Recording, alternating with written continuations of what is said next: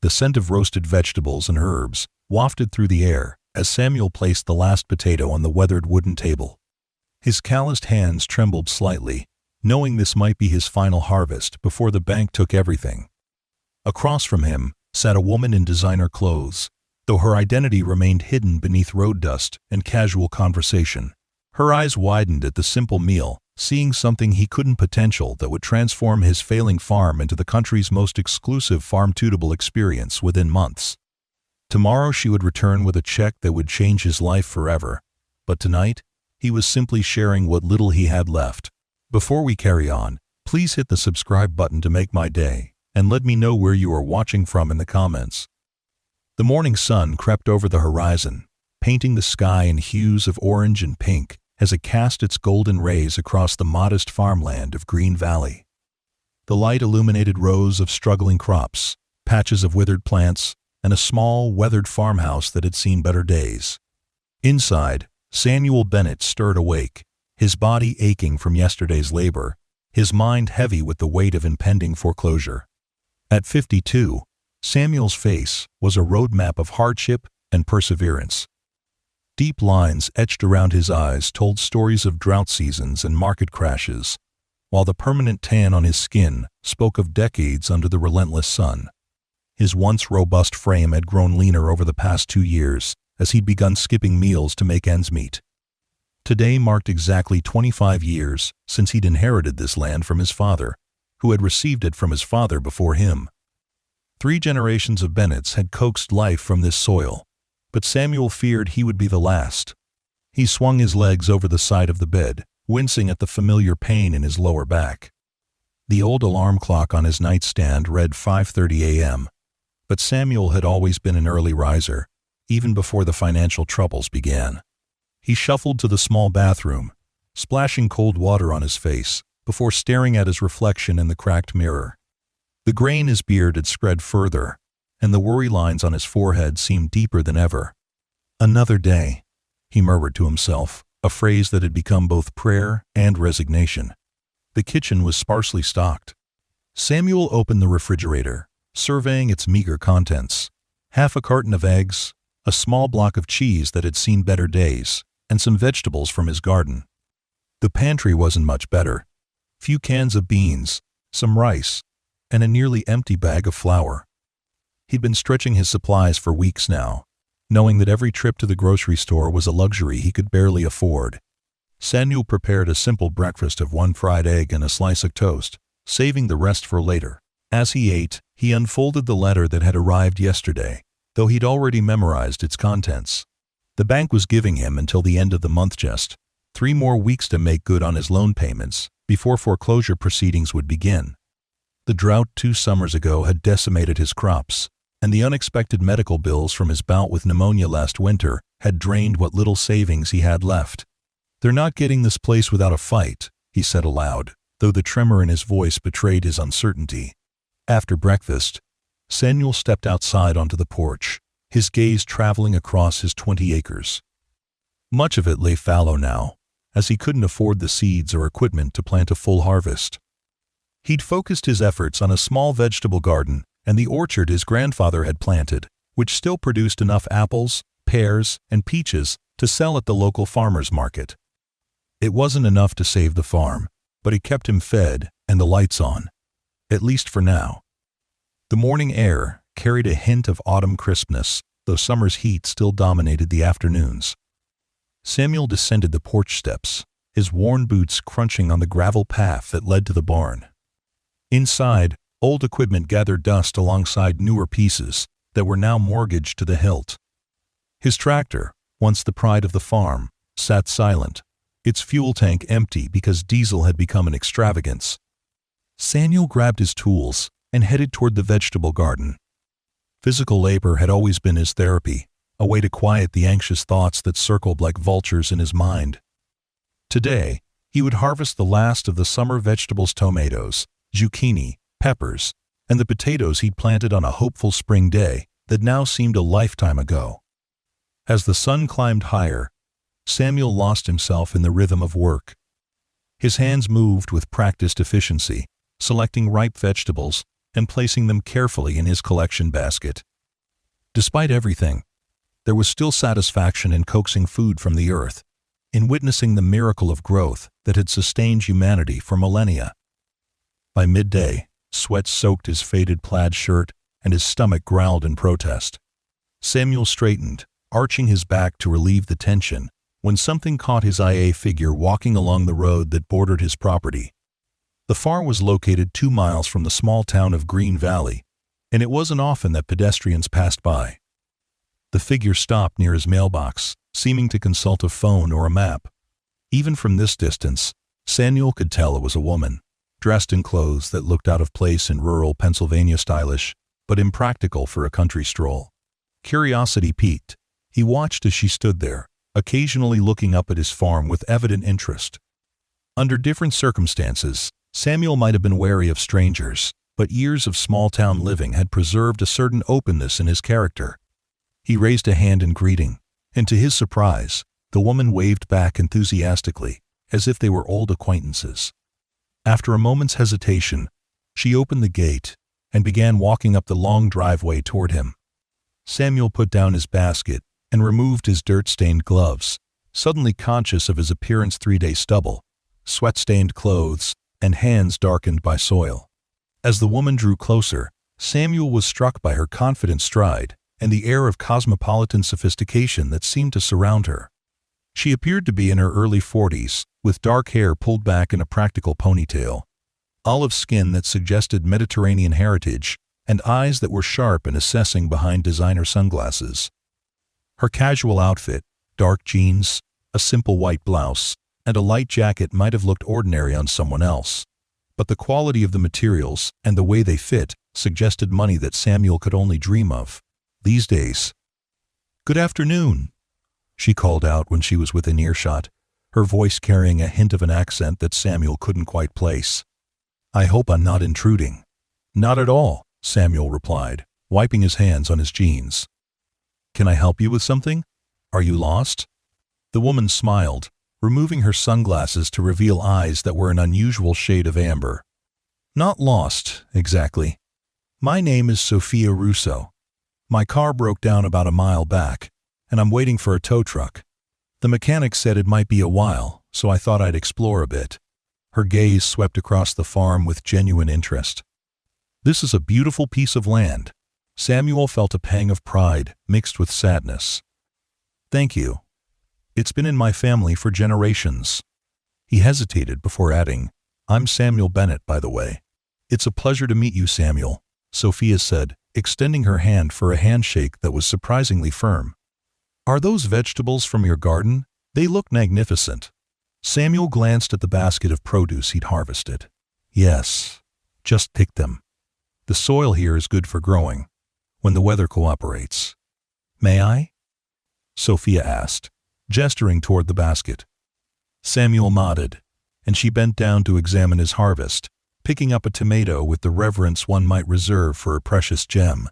"This is extraordinary," she murmured, more to herself than to him. "The color, the scent, you can't find this quality in stores." There was something in the way she assessed the vegetable that struck Samuel as unusual. Most people would see just a tomato, but Sophia seemed to be evaluating it with professional interest. "Do you grow everything organically?" she asked, returning the tomato to the basket. "I do now," Samuel admitted. "Can't afford the fancy fertilizers and pesticides anymore, so it's back to the old methods my grandfather taught me. Turns out, the vegetables taste better this way anyhow." Sophia nodded approvingly. "The best ingredients are always the ones that are grown with care, rather than chemicals. You can taste the difference immediately." Her comment triggered a memory. Samuel had seen her face before, somewhere. He squinted, trying to place her. "Have we met? You seem familiar."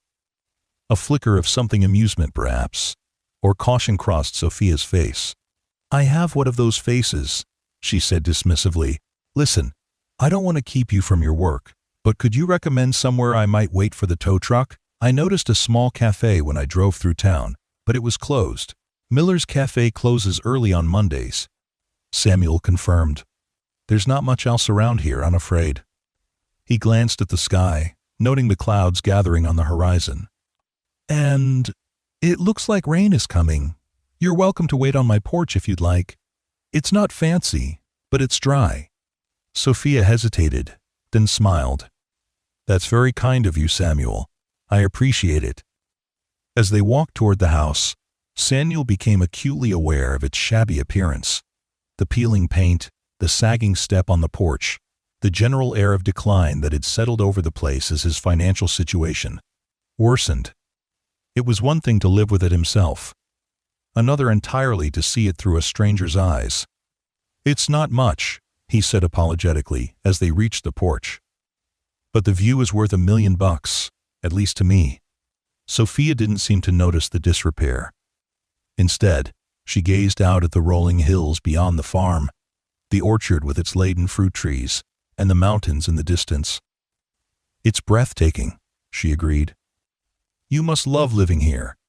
I do, Samuel said simply, setting the basket of vegetables on the porch table. Would you like some water or iced tea? I'm afraid that's about all I can offer at the moment. Water would be lovely, thank you. Samuel disappeared into the house, returning moments later with 2 glasses of water.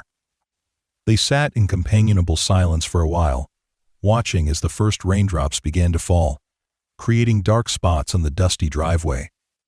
So, Samuel said eventually, what brings you to Green Valley? We don't get many visitors around here, especially not on foot. Sophia took a sip of water before answering. I'm on a bit of a journey, you could say. Taking some time to explore the countryside, looking for inspiration. She fell silent, then added more quietly. Sometimes you need to step away from your life to remember why you started on that path in the first place. There was something wistful in her tone that resonated with Samuel. I can understand that, he said, though I haven't had the luxury of stepping away from this place in years. Do you run the farm alone? Sophia asked. Samuel nodded. My wife Marie passed away 8 years ago. Cancer. Our son, Daniel, lives in Philadelphia with his wife and kids. He's a software engineer, did well for himself, which makes me proud, but farming wasn't for him. I'm sorry about your wife, Sophia said gently. Samuel acknowledged her sympathy with a slight nod. What about you? Family waiting somewhere? No, Sophia replied, a shadow crossing her face. I was married once, but it didn't last. My restaurants became my children, in a way. Restaurants? Samuel's eyes widened with sudden recognition. Wait a minute, Sophia Russo. You're that chef from the cooking shows, aren't you? The one with all those fancy restaurants in New York and Chicago. Sophia's smile turned rueful. Guilty as charged, though I'm trying to travel incognito at the moment. She gestured to her casual attire. No chef's whites today. Samuel shook his head in disbelief. My wife used to watch your show all the time. Said you had magic hands when it came to transforming simple ingredients. He chuckled softly.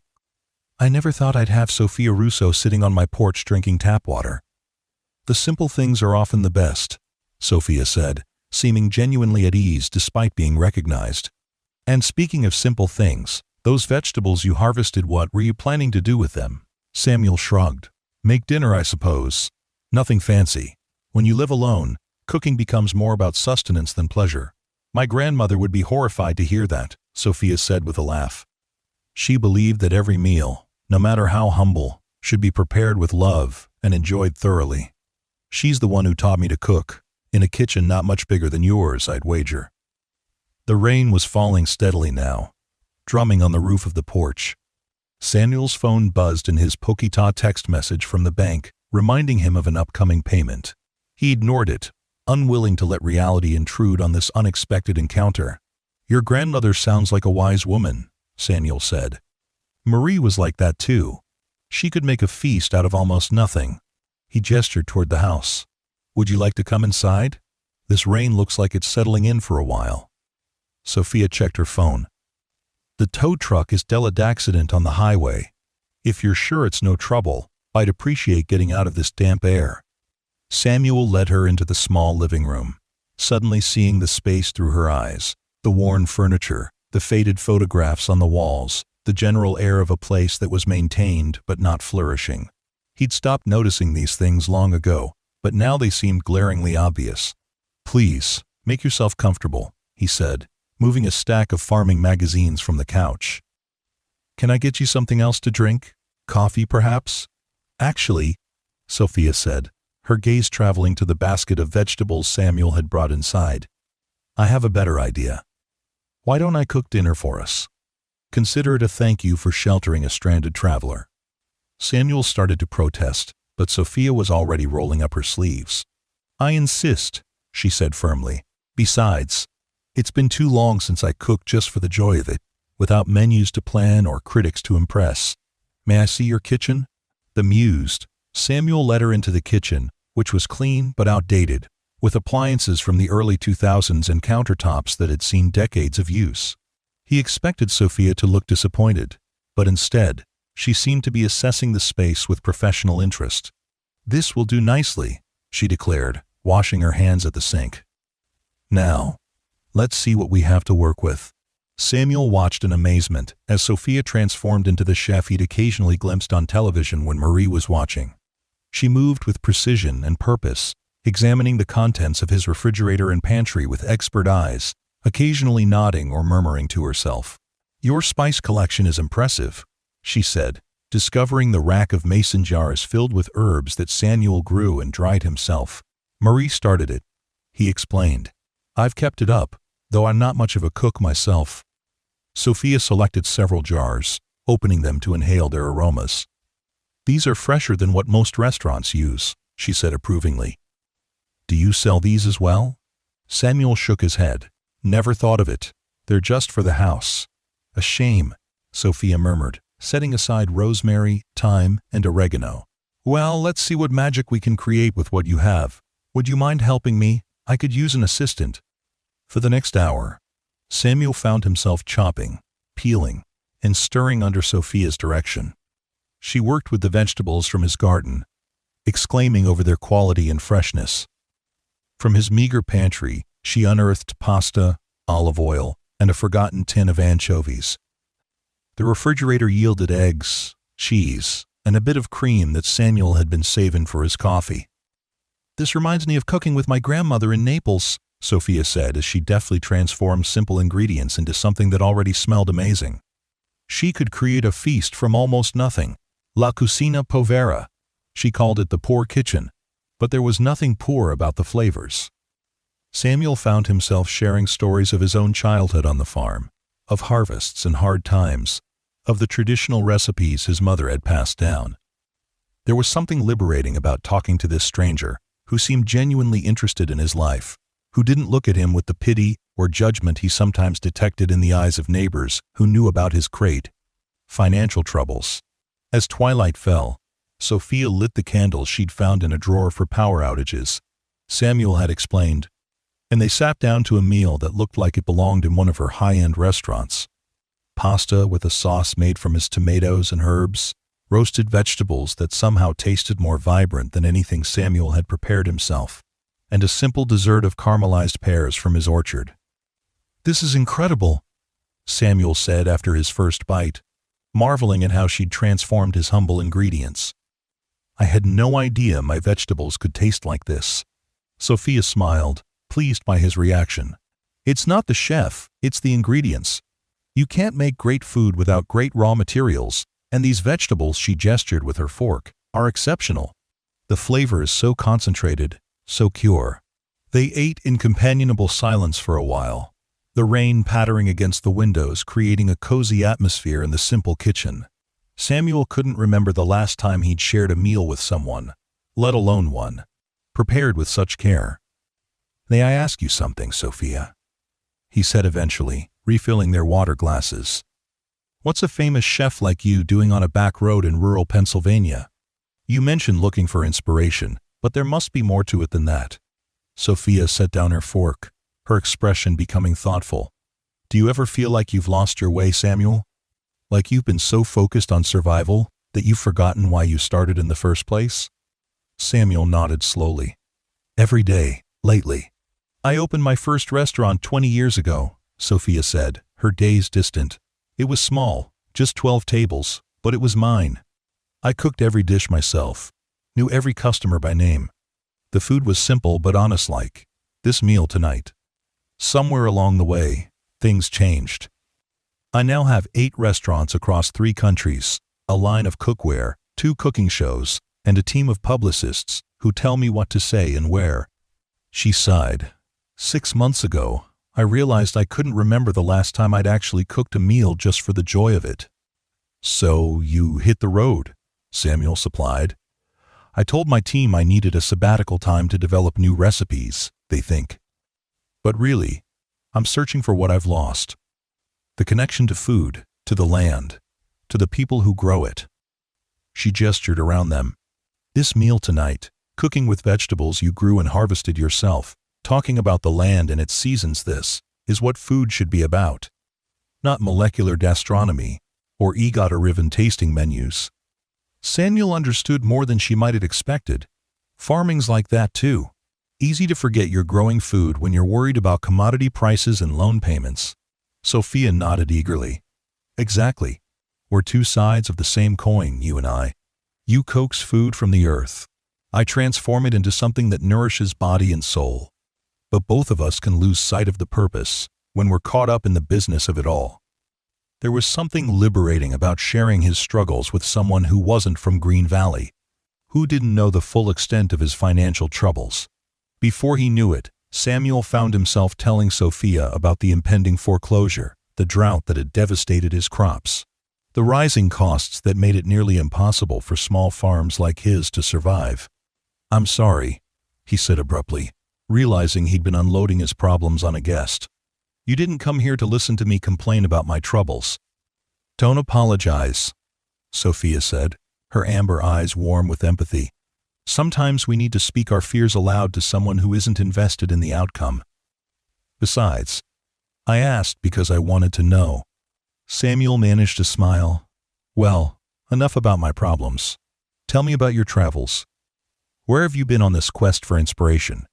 Sophia accepted the change of subject gracefully, sharing stories of her journey through rural America, the small towns she'd visited, the local food traditions she'd discovered, the people she'd met along the way.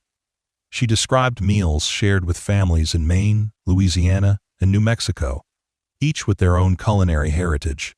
But none of them had vegetables like yours, she added, helping herself to another serving of the roasted vegetables. There's something special about this land, Samuel. You can taste it in the food it produces. Before Samuel could respond, Sophia's phone buzzed. She checked it and grimaced. The tow truck is finally on its way. Should be here in 20 minutes. That's good news, Samuel said, though he felt a strange disappointment. Their dinner together had been the most enjoyable evening he'd had in years. Yes, Sophia agreed, though she sounded equally ambivalent. She rose from the table, gathering their plates. Let me help clean up before I go. Together, they washed and dried the dishes, working in a comfortable rhythm, as if they'd done this many times before. Samuel found himself wondering what Marie would have thought of this surreal evening aching. World-famous chef washing dishes in their kitchen after cooking dinner with vegetables from their garden. As the headlights of the tow truck finally appeared in the driveway, illuminating the raindrops that still fell steadily, Sophia turned to Samuel. Thank you for your hospitality, Samuel. This evening reminded me of why I fell in love with food in the first place. I should be thanking you, Samuel replied. Best meal I've had in years, and it was made from my own vegetables. Sophia studied him for a moment, then reached into her purse and withdrew a business card. If you ever come to New York, call this number. I'd like to repay your kindness properly. Samuel took the card, knowing he would never use it. New York might as well be another planet given his current circumstances. Safe travels, Sophia. I hope you find what you're looking for. At the door, Sophia paused, looking back at the simple kitchen where they'd shared a meal.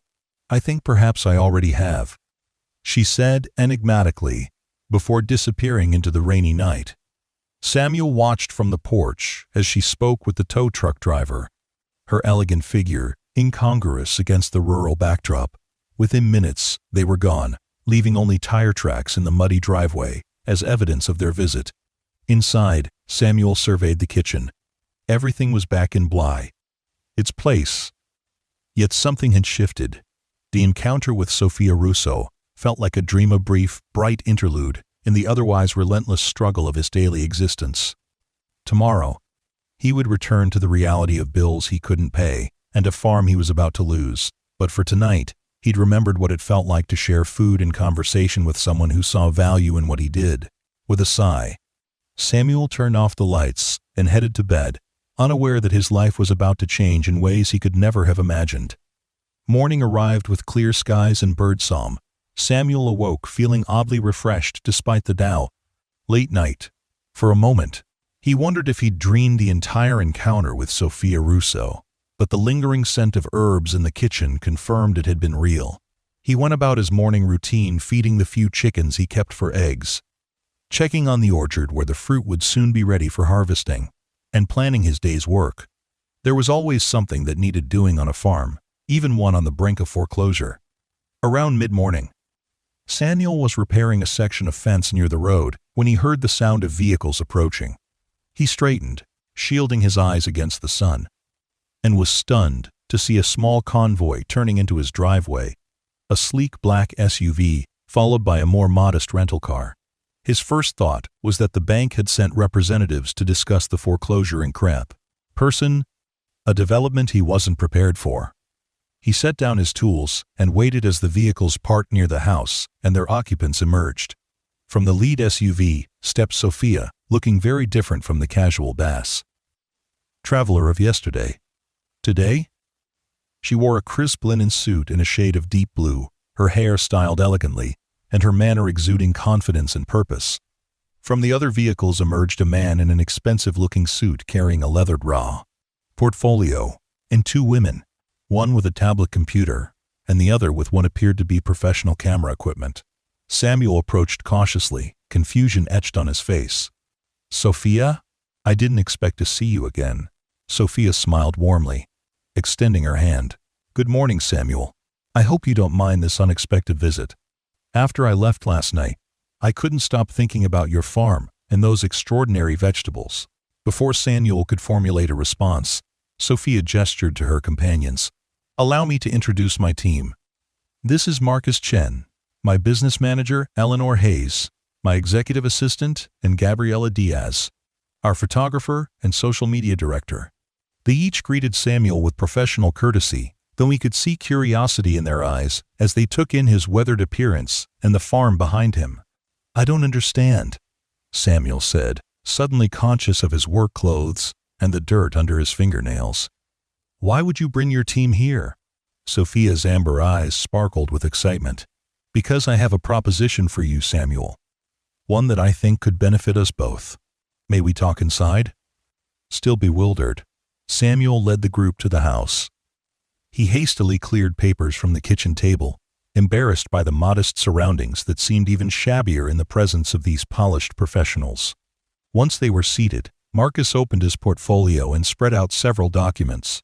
"Ms. Russo asked us to prepare these preliminary materials after she called us last night," he explained in a crisp, efficient tone. Sophia leaned forward, her expression earnest. "Samuel, what I'm about to propose may seem sudden, even outlandish, but I ask that you hear me out completely before responding." Samuel nodded cautiously, his gaze moving between Sophia and the documents on the table. "As I mentioned yesterday, I've been traveling across the country, searching for something I've lost, a connection to real food, to the land, to the kind of cooking that first inspired me. Last night, sharing that simple meal with you, cooking with vegetables that had been harvested just hours before, I found what I've been looking for." End quote. She paused, her enthusiasm palpable. "I want to create something new, Samuel. Something authentic. Not another trendy restaurant in a major city, but a true farm-to-table experience here, on your land." Samuel blinked, certain he had misunderstood. "Here? On my farm?" "Yes," Sophia confirmed. "A restaurant, where guests would dine, amidst the very fields where their food was grown, where they could see the connection between the land and what appears on their plate. Your vegetables have a quality I haven't encountered anywhere else on my travels. A purity of flavor, a vitality that can't be faked or manufactured. Marcus smoothly took over the explanation, his finger tracing a line on one of the documents. What Ms. Russo is proposing is a partnership. She would provide the capital to save the farm from foreclosure and invest in improvements and expansion. You would continue to farm the land, growing the exceptional produce that impressed her so much, while she would create a destination restaurant on the property. End quote. The concept has proven successful in other rural locations, Eleanor added, pulling up images on her tablet to show Samuel. These are similar ventures in California, Tuscany, and Spain. Diners will travel significant distances for an authentic experience centered around exceptional ingredients and a compelling story. Samuel's mind was reeling. But who would come all the way out here for a meal? You'd be surprised, Sophia said with a smile. My name carries weight in the culinary world, and the narrative is compelling. The struggling family farm saved and transformed into a beacon of sustainable agriculture and honest cooking. The exclusivity and remoteness would be part of the appeal. We've drafted a preliminary business plan, Marcus continued, sliding a document toward Samuel. Ms. Russo's investment would clear your existing debts and provide capital for expanding your organic farming operation. The restaurant would be built on the far side of the property, with minimal disruption to your current setup. We envision construction beginning within a month, with a soft opening in the spring. End quote. Samuel stared at the figures on the page before him. The amount Sophia was proposing to invest was staggering enough to not only save the farm, but to transform it into something he'd never imagined possible.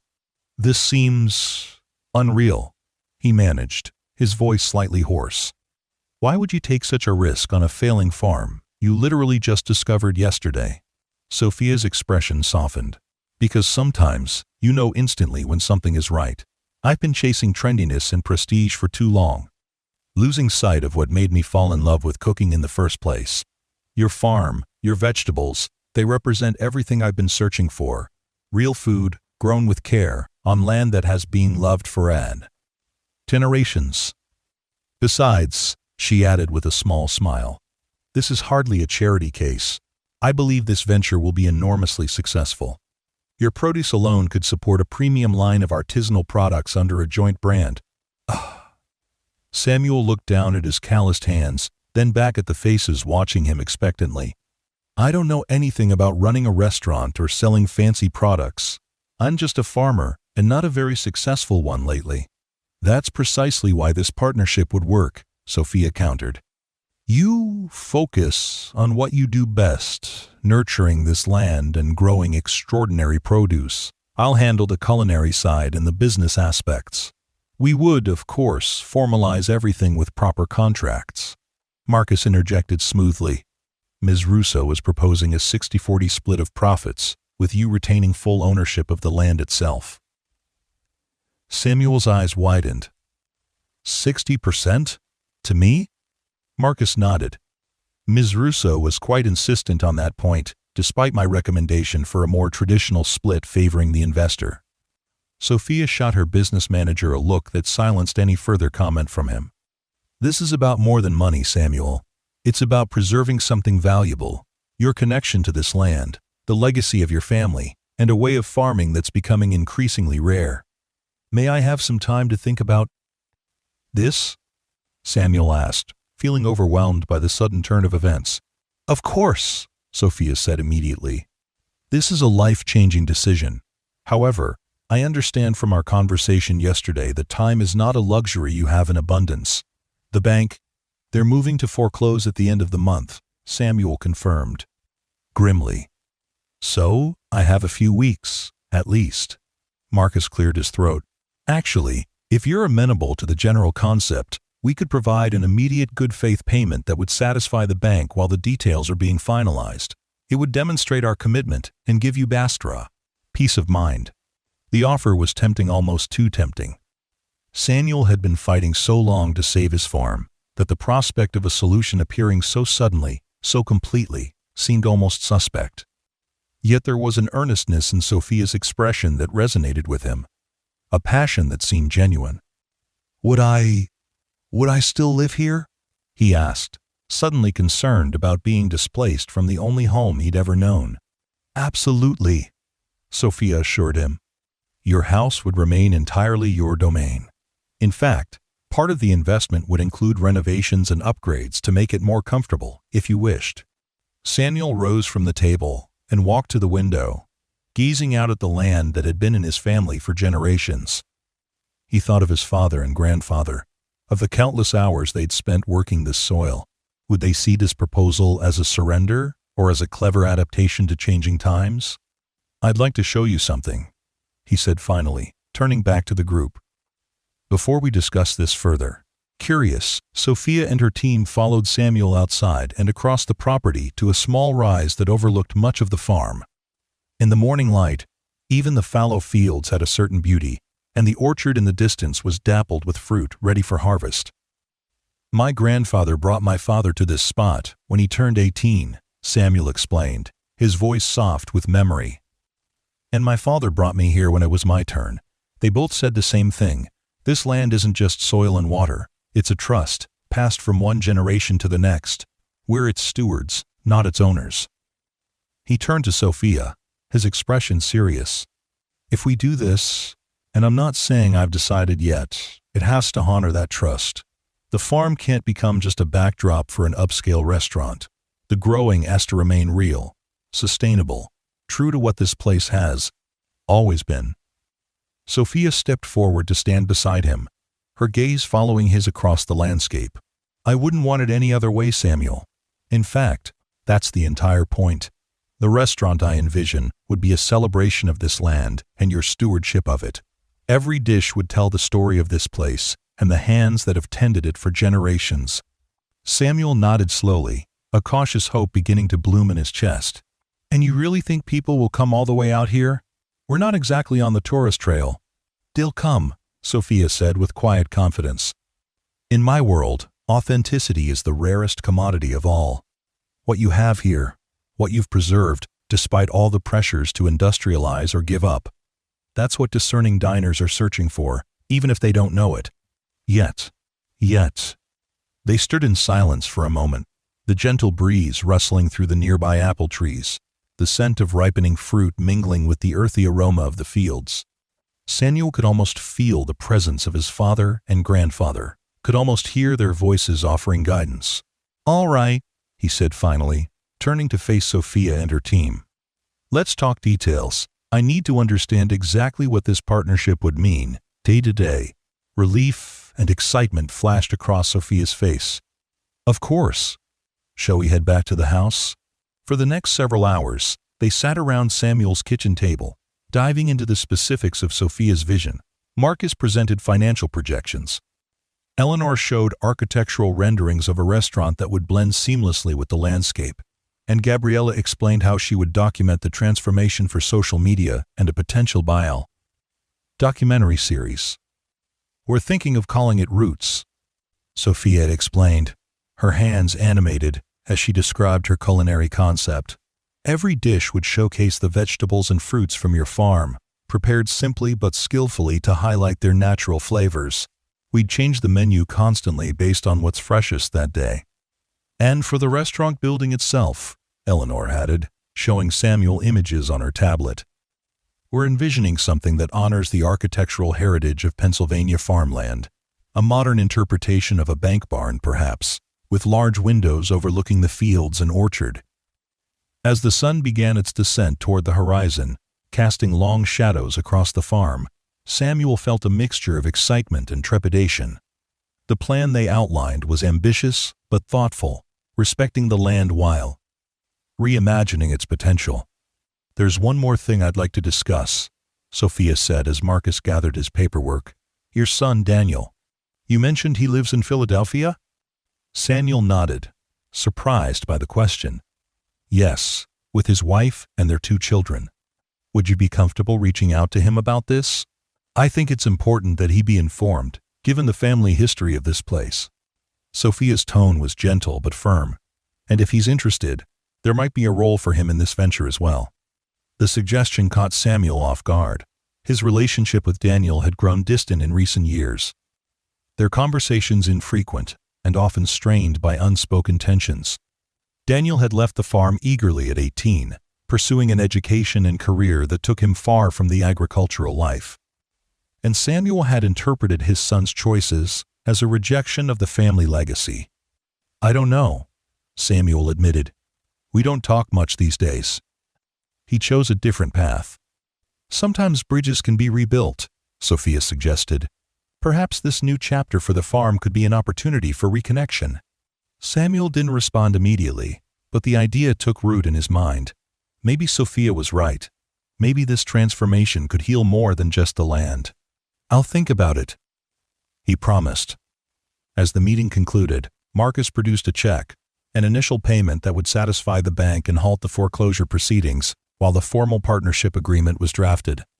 "This is a significant amount," he explained, sliding the check across the table. "It demonstrates our commitment and gives you immediate financial relief. The remainder of the investment will be transferred once the contracts are signed." Samuel stared at the check, its amount almost unreal to him after years of scraping by. "This is very generous." "It's an investment in our shared future," Sophia corrected him. "Not charity." After Sophia and her team departed, promising to return in a few days with formal contracts, Samuel sat alone on his porch. Watching the sunset paint the sky in brilliant hues of orange and pink, the check lay on the table beside him, representing not just financial salvation, but a complete reimagining of his life and his family's legacy. That night, for the first time in years, Samuel slept without the weight of impending failure pressing on his chest. He dreamed of abundant harvests, of his fields thriving, of a future he couldn't have imagined just 24 hours earlier. The next morning, after depositing the check and speaking with his astonished banker, who suddenly treated him with newfound respect, Samuel found himself standing in his kitchen, staring at his phone. Daniel's number was on the screen, but he hadn't yet pressed the call button. What would he say? How would he explain this sudden reversal of fortune? Would Daniel even care about the fate of the farm he'd been so eager to leave behind? With a deep breath, Samuel pressed the call button. The phone rang 3 times before Daniel's voice answered, sounding distracted and slightly impatient. "Dad? Is everything okay? I'm about to head into a meeting." "Everything's fine," Samuel assured him quickly. "Better than fine, actually. Something's happened, something big, and I thought you should know." He paused, then added, "It's about the farm." There was a slight hesitation on the other end. "The bank finally foreclosed?" Daniel asked, his tone carefully neutral. "No, quite the opposite." Samuel found himself smiling. "I've been offered a partnership, an investment that will not only save the farm but transform it into something new." Over the next few minutes, Samuel outlined Sophia's proposal, trying to convey both the practical aspects and the excitement he felt about this new direction. As he spoke, he realized how much he wanted Daniel to share in his enthusiasm, to see the value in what was being preserved and created. When he finished, there was silence on the line. "Daniel?" Samuel prompted. "What do you think?"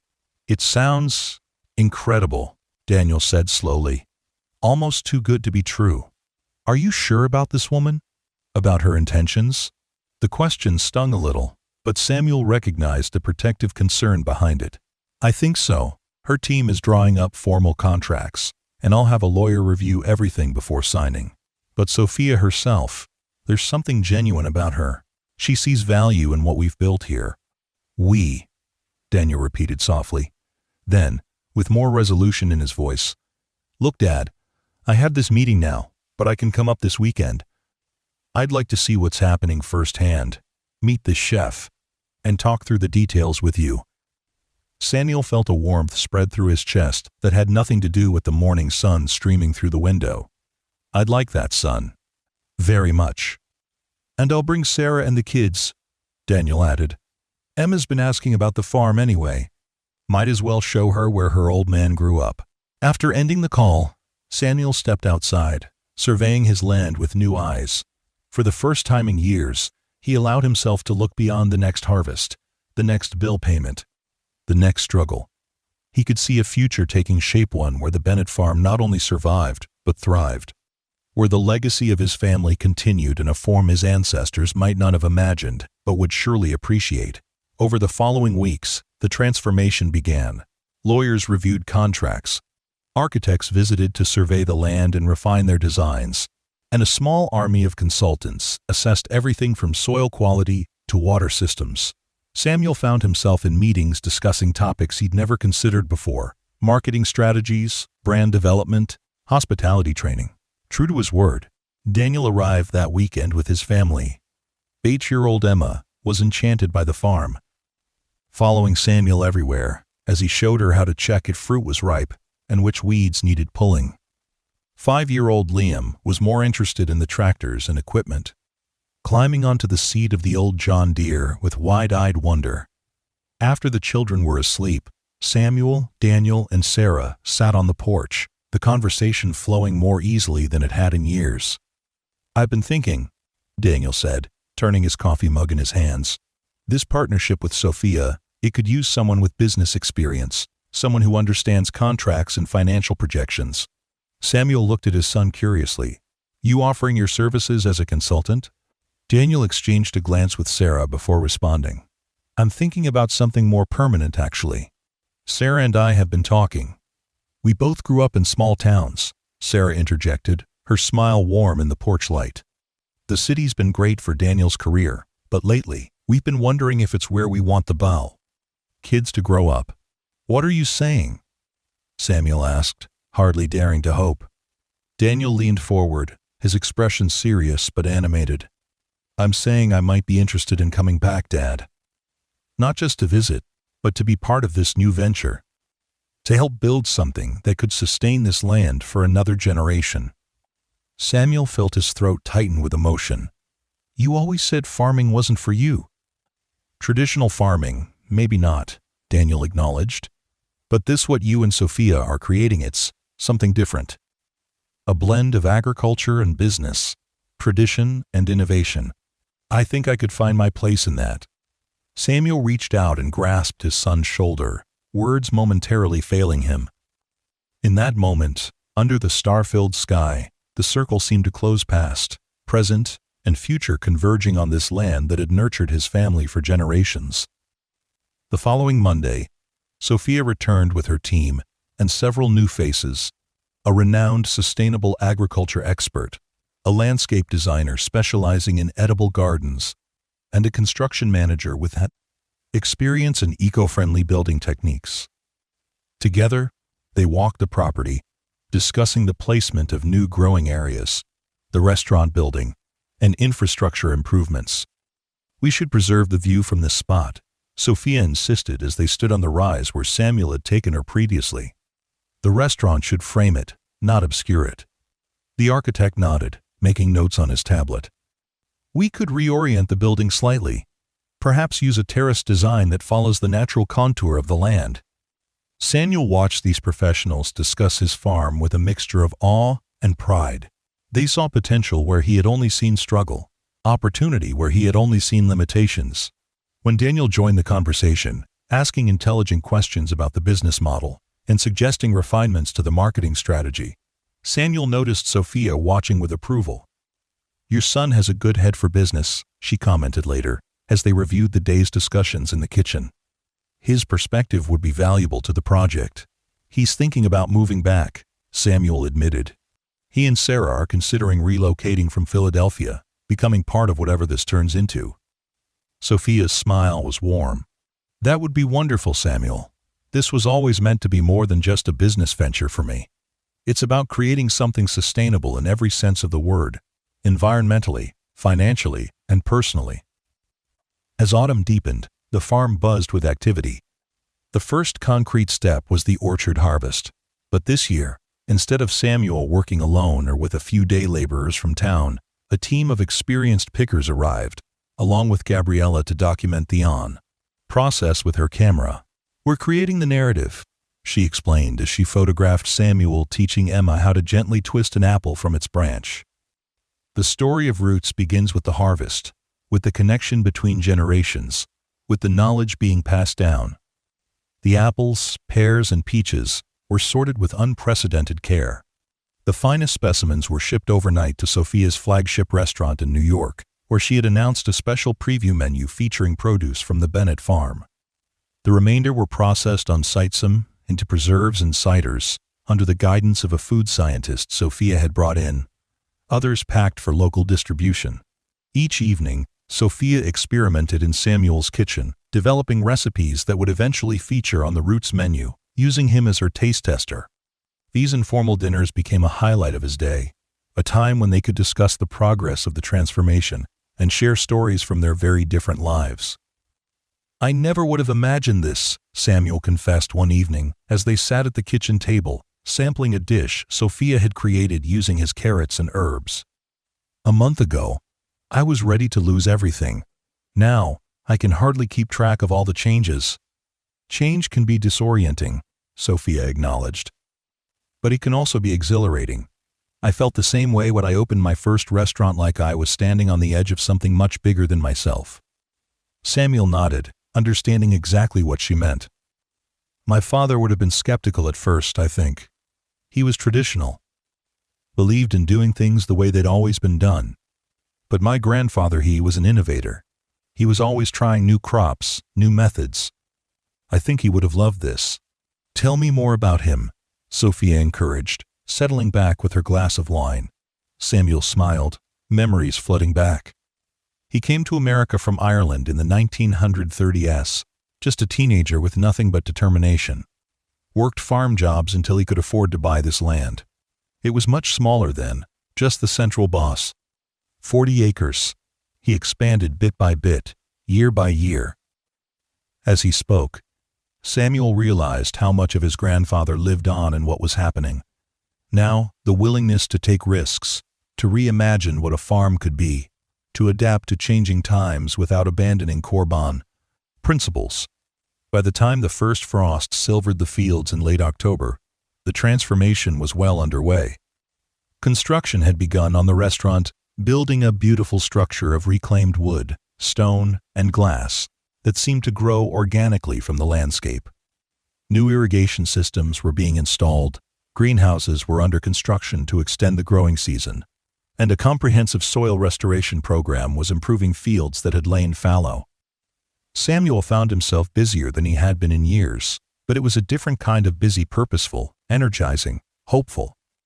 Each morning brought new challenges and decisions, but also a sense of building something meaningful and lasting. The local community had initially viewed the changes with suspicion, as rural communities often do when outsiders arrive with grand plans. But as they saw locals being hired for construction work, heard about the markets being established for regional producers, and witnessed Samuel's evident enthusiasm, the skepticism began to soften. One Saturday in early November, Samuel hosted an impromptu gathering at the farm for neighbors and friends.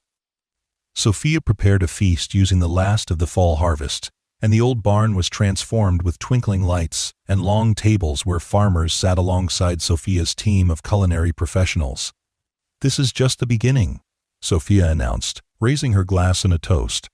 "What we're creating here at Bennett Farm isn't just a restaurant or an agricultural venture. It's a community, a celebration of this land and the people who have cared for it."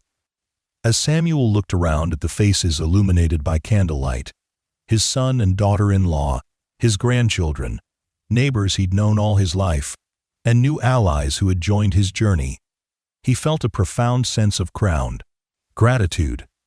6 months ago, he had been a man at the end of his rope, facing the loss of everything he held dear. Now, he stood at the threshold of a new chapter, surrounded by possibility and hope. Later that evening, as the guests departed and the farm settled into silence, Samuel found Sophia standing at the spot that had become their favorite vantage point, gazing out at the moonlit fields. "Penny for your thoughts," he said, coming to stand beside her. She smiled, her expression serene in the silvery light. "I was just thinking about that rainy evening when my car broke down. If the mechanic had been available sooner, if I hadn't decided to take a walk, if you hadn't invited me in, none of this would be happening." "Do you believe in fate?" Samuel asked. Sophia considered the question. "I believe in being open to possibilities, in recognizing the right moment when it presents itself." That night, sharing your simple meal, cooking with vegetables that had just come from the earth. It reminded me of why I became a chef in the first place." End quote. "And I remembered why I never gave up on this place, even when it seemed hopeless," Samuel added. "It wasn't just stubbornness or lack of alternatives. It was love, pure and simple." They stood in companionable silence, watching the moon cast shadows across the land that had been in Samuel's family for generations and would now continue to thrive, though in ways his ancestors could never have imagined. As winter descended on Green Valley, the rhythm of farm life slowed, but the work of transformation continued. The restaurant building took shape, its roof beams raised in an old-fashioned ceremony, attended by the entire construction crew and the Bennett family. Inside, craftspeople installed custom tables made from trees harvested on the property, a state-of-the-art kitchen designed to Sophia's exacting specifications, and a glass-walled private dining room that seemed to float among the bare branches of the orchard. Daniel and Sarah found a house in town and enrolled Emma and Liam in the local school, beginning the transition that would bring them permanently to Green Valley by spring. Daniel divided his time between his Philadelphia job, which he was gradually handing off to colleagues, and the farm, where he was taking on increasingly significant responsibilities in the business development side of the venture. Samuel's house underwent its own transformation, subtle updates that preserved its character while making it more comfortable and energy efficient. New windows, better insulation, an updated kitchen, and a refurbished bathroom made the old farmhouse feel rejuvenated without sacrificing its soul.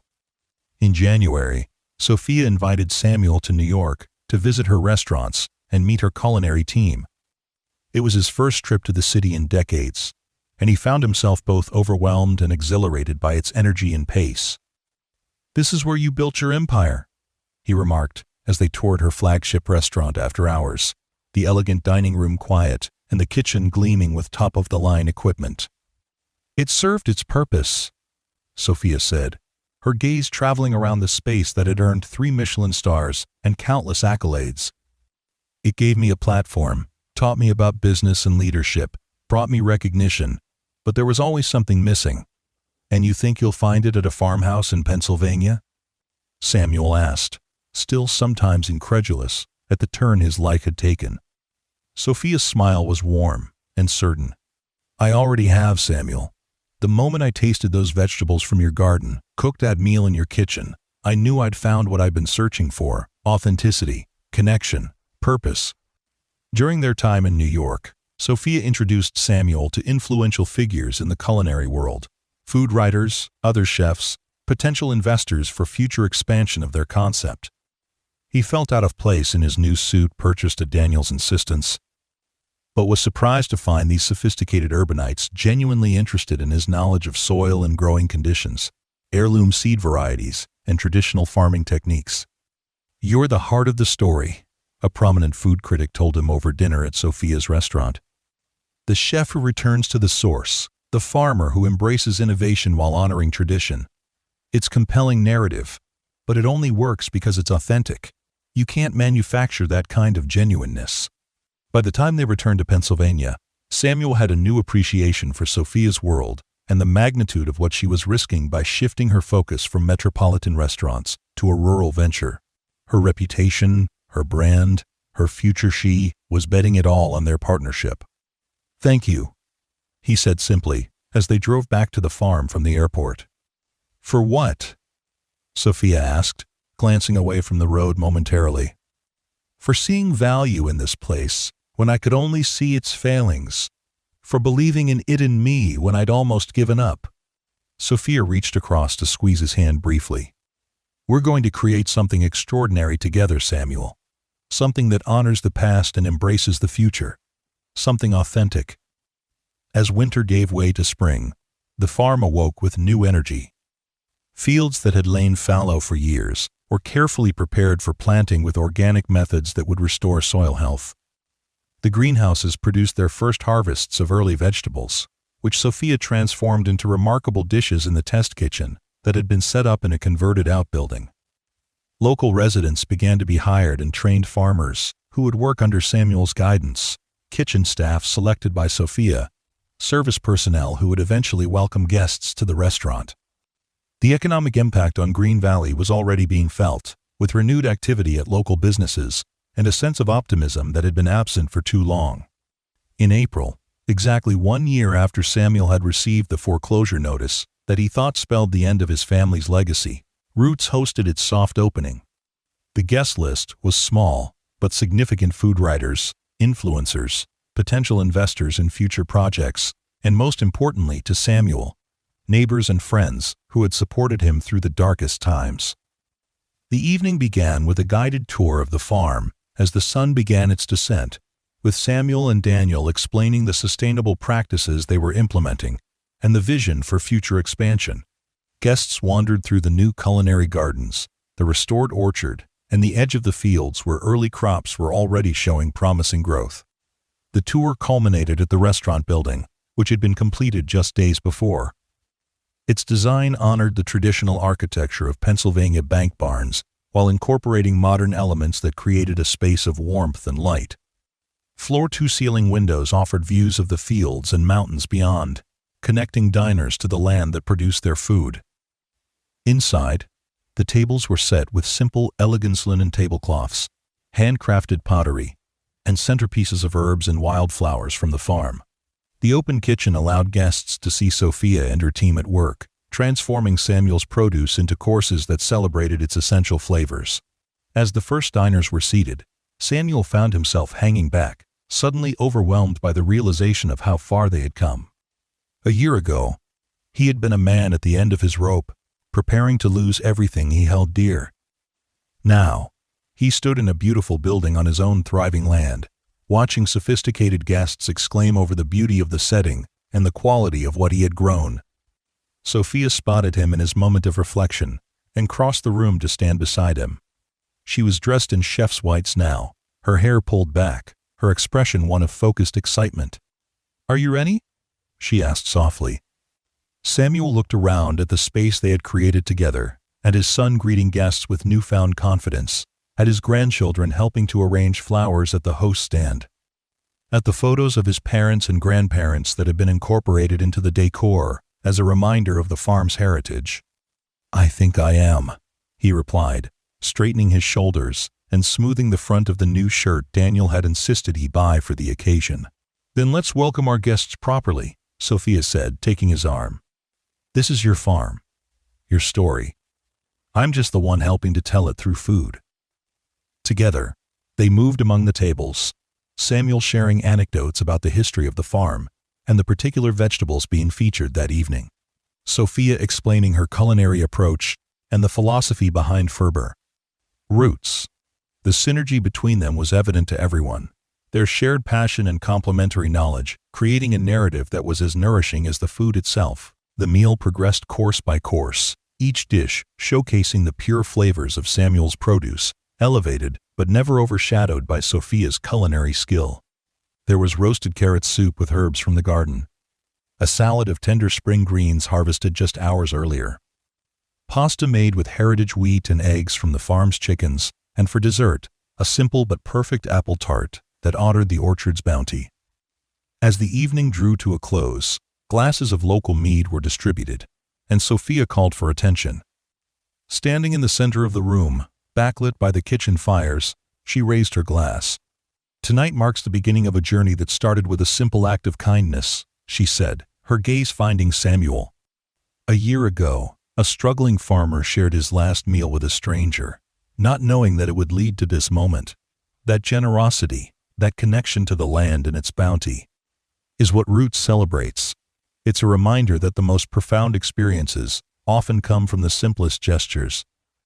She turned to Samuel, inviting him to join her.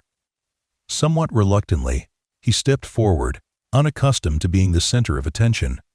"To Samuel Bennett," Sophia continued, "whose stewardship of this land made everything we've experienced tonight possible, and to new beginnings that honor old traditions." The guests raised their glasses, and Samuel felt a surge of emotion that threatened to overwhelm him. He looked around at the expectant faces and knew he should say something, though public speaking had never been his strength. "A year ago," he began hesitantly, "I thought I was at the end of my story, 3 generations of my family had worked this land, and I was going to be the one who lost it. He paused, gathering his thoughts. But sometimes, fate sends exactly what you need, even if it comes in an unexpected form. He glanced at Sophia, who nodded encouragingly. My grandfather used to say that the land doesn't belong to us. We belong to the land. Our job is to care for it so it can care for future generations. Samuel's voice grew stronger as he continued. What we're creating here at Roots isn't just about serving meals or saving a farm. It's about reconnecting people to the source of their food, to the cycles of nature, to the simple pleasure of flavors that come from healthy soil and careful tending." End quote. He raised his glass higher. "So I thank you all for being part of this new chapter, for believing in what we're building here. And especially, I thank Sophia Russo, who saw possibility where I could only see failure, who reminded me of why this land matters, and who has become not just a business partner, but a true friend." The applause that followed was heartfelt, and as Samuel looked around the room, his family, at new allies and old neighbors, at the transformed space that represented both his heritage and his future, he felt a sense of completion that had eluded him for years. Later that night, after the guests had departed and the staff had completed their quote, cleanup, Samuel and Sophia sat on the porch of his farmhouse, as they had on that first rainy evening a year before. The spring air was cool but not cold, scented with apple blossoms and the promise of new growth. "It was perfect," Sophia said, sipping a glass of local wine. "Everything we hoped for."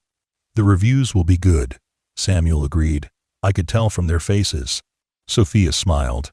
"The reviews matter for publicity, but what matters more is that we created something honest, something that honors this land and the people who have cared for it." Samuel nodded, feeling the truth of her words. They sat in companionable silence for a while, listening to the night sounds of the farm, the rustle of wind through new leaves, the distant hoot of an owl, the gentle movements of the world continuing its eternal cycles. "You know," he said finally, "when my car wouldn't start that morning and I had to walk the backfields checking irrigation, I was cursing my luck. If I hadn't been there when you were walking by, if my car hadn't broken down in the first place," Sophia added, "if I hadn't decided to explore while waiting for the tow truck, if I hadn't invited you in for dinner, if I hadn't recognized the exceptional quality of your vegetables."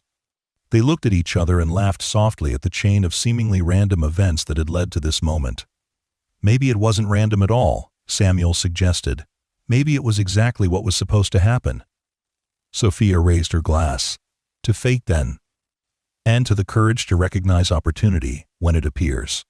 "To new beginnings," Samuel agreed, touching his glass to hers. Above them, stars punctuated the velvet darkness, the same stars that had witnessed generations of Bennetts working this land. But tonight, they seemed to shine with particular brightness, illuminating not just what had been saved, but what had been created. A bridge between past and future, tradition and innovation, earth and table. In the gentle spring night, as the first day of Roots came to a close, both Samuel and Sophia knew with certainty that they had found what they were looking for. He, a way to preserve his heritage while embracing the future. She, a return to the authentic connection between land and food that had first inspired her culinary journey. Together, they had transformed loss into abundance, ending into beginning, and simple kindness into lasting legacy. In the years that followed, Roots would become one of the most celebrated dining destinations in the country, its waiting list extending months into the future. The Bennett farm would expand its operations, revitalizing neighboring properties that had fallen into disuse, and creating a model of sustainable agriculture that inspired similar ventures across the country. But on this night, in this moment, none of that mattered. What mattered was the simple truth that had started it all. When we share what little we have with open hearts, we never know how abundantly it might return to us.